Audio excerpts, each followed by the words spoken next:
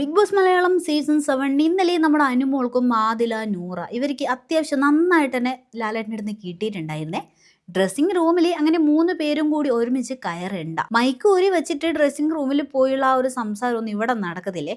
ഒരാൾ പോയാൽ മതി, അല്ല 3 പേരും ഒരുമിച്ച് പോകേണ്ട എന്നൊക്കെ ലാലേട്ടൻ പറയുന്നുണ്ട്. നമ്മൾ പ്രമോല് കണ്ടത് തന്നെയാണ് ലാലേട്ടൻ ദേഷ്യപ്പെട്ട് സംസാരിക്കുന്നത്. ലാലേട്ടൻ ഇത് സംസാരിക്കുന്ന സമയത്ത് നമ്മുടെ അനുമോൾ അവിടെ ഇരുന്നിട്ട് ഡ്രസ്സിംഗ് റൂമിലോ നമ്മളോ എപ്പോ കയറി ഒന്നും അറിഞ്ഞൂടാത്ത മാതിരി ഒരു എക്സ്പ്രഷൻ ഇട്ട് അവിടെ ഇരിക്കുന്നുണ്ടായിരുന്നേ. ലാലേട്ടൻ അത് തീരെ ഇഷ്ടപ്പെട്ടിട്ടില്ല. അതുകൊണ്ടാണ് ലാലേട്ടൻ ദേഷ്യപ്പെട്ടതും. അതായത് എനിക്ക് ടൈം ഒന്നും നോക്കി വെക്കാൻ പറ്റത്തില്ല, നിങ്ങൾ ഈ ആഴ്ചയിലും കയറിയിട്ടുണ്ട്. അപ്പോഴേ ആദില പറഞ്ഞു കയറിയിട്ടുണ്ട് ലാലേട്ടാ.